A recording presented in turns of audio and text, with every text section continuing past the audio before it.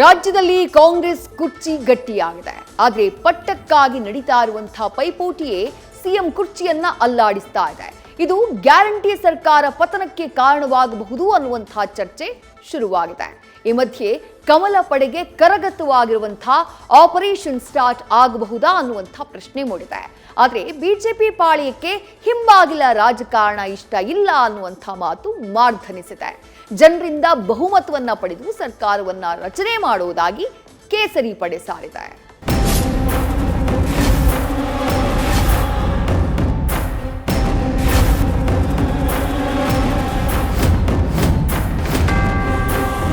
ನಾವು ಈ ಭ್ರಷ್ಟ ಸರ್ಕಾರ ತೊಲಗಬೇಕಷ್ಟೇ. ನಾವು ಯಾವುದೇ ಸರ್ಕಾರವನ್ನು ಮಾಡೋ ಅಂಥ ಒಂದು ಮನಸ್ಥಿತಿಯಲ್ಲಿಲ್ಲ. ಯಾವ ಕಾರಣಕ್ಕೂ ನಾವು ಭಾರತೀಯ ಜನತಾ ಪಕ್ಷ ಸರ್ಕಾರ ರಚನೆ ಮಾಡೋದಲ್ಲ. ಜನ ಕಾಯ್ತಾ ಇದ್ದಾರೆ, ಯಾವಾಗ ಈ ಸರ್ಕಾರ ತೊಲಗ್ತದೋ ಅನ್ನುವಂಥದ್ದು ಕಾಯ್ತಾ ಇದ್ದಾರೆ.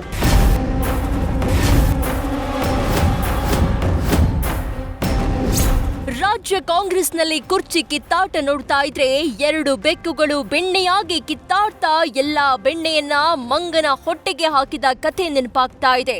ಸಿದ್ದು ಡಿಕೆಶಿ ನಡುವಿನ ಕದನ ಕೌತುಕ ಕೇಸರಿ ಪಡೆಗೆ ವರದಾನ ಆಗಬಹುದಾ ಎಂಬ ಪ್ರಶ್ನೆ ಮೂಡಿದೆ. ಆದ್ರೆ ಬಿಜೆಪಿ ನಾಯಕರು ಮಾತ್ರ ನೋ ಆಪರೇಷನ್ ಎಂಬ ರೆಡ್ ಫ್ಲಾಗ್ ತೋರಿಸಿದ್ದಾರೆ.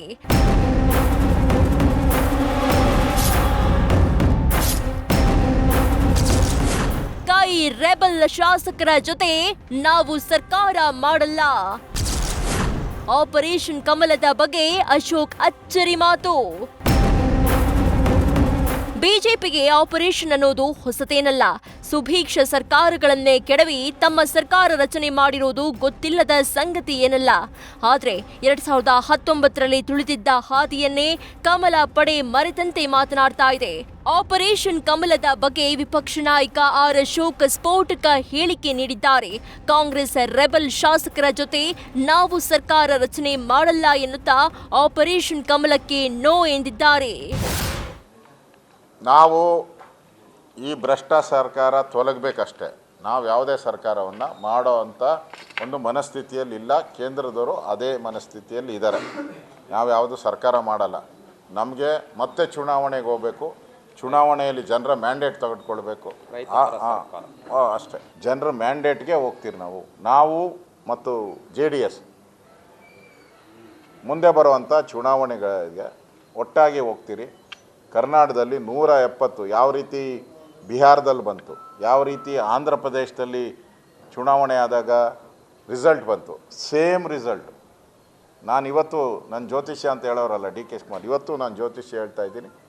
170 ಸೀಟ್ಗೂ ಹೆಚ್ಚು ಸೀಟ್ಗಳನ್ನು ನಾವು ಕರ್ನಾಟಕದಲ್ಲಿ ಗೆಲ್ತೀರಿ. ಬರೆದು ಮಾಡ್ಕೊಳ್ಳಿ.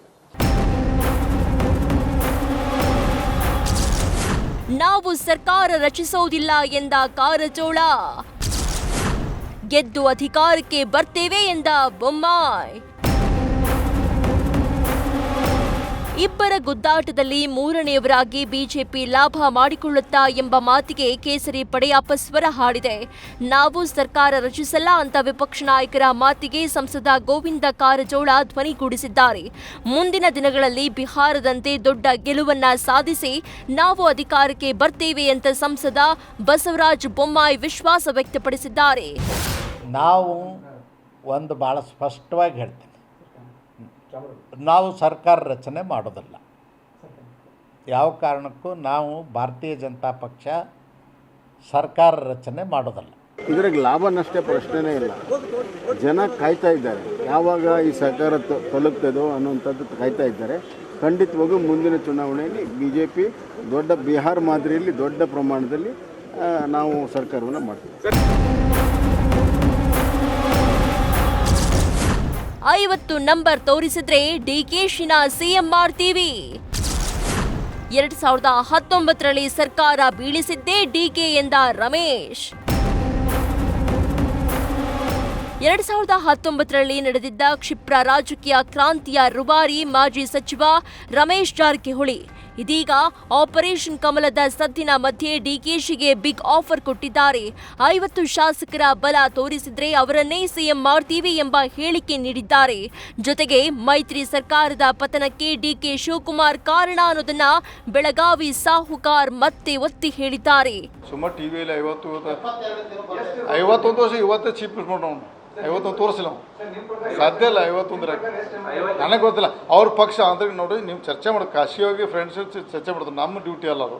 ನಮ್ಮ ಭಾರತೀಯ ಜನತಾ ಪಕ್ಷ ರಚನಾದ ಬಗ್ಗೆ ವಿರೋಧ ಪಕ್ಷ ಕೆಲಸ ಮಾಡೋಕ್ಕಂತ ನಾನು ಮನವಿ ಮಾಡ್ಕೋತೀನಿ. ಅವತ್ತಿನ ಕುಮಾರಸ್ವಾಮಿ ಸಮಸ್ಯೆ ಬೆಳಕ ಮೂಲ ಕಾರಣ ಡಿ ಕೆ ಶಿವಕುಮಾರ್. ಎಲ್ಲ ಪ್ರತಿಯೊಬ್ಬ ಸಣ್ಣ ಹುಡುಗಿ ಗೊತ್ತೈತೆ ರಾಜ್ಯದಲ್ಲಿ. ಸುಮ್ಮನೆ ಪಾಪ ಸಿದ್ದರಾಮಯ್ಯ ಅವ್ರನ್ನ ಇದ್ರೊಳಗೆ ಅವ್ರ ಬಗ್ಗೆ ನಾನು ಸಪೋರ್ಟ್ ಮಾಡೋದಿಲ್ಲ, ಅವರಿಲ್ಲ ಅವ್ರಿಗೆ ಈ ಥರಲ್ಲಿ ಗೊತ್ತು ನಾಲೆಜ್. ನಾ ಯಾಕಂದ್ರೆ ಮೇನ್ ಪರ್ಸನ್ ಇದ್ದಲ್ಲ ನನಗೆ ಗೊತ್ತೈತಿ. ನಾವು ಒಬ್ಬಲ್ಲೇ ಎಲ್ಲ ಕೂಡಿದ ಸರ್ಕಾರ ಕೆಡೋದು ಆದರೆ ಮೇನ್ ಸ್ಟಾರ್ಟ್ ಮಾಡೋದು ನಾನು.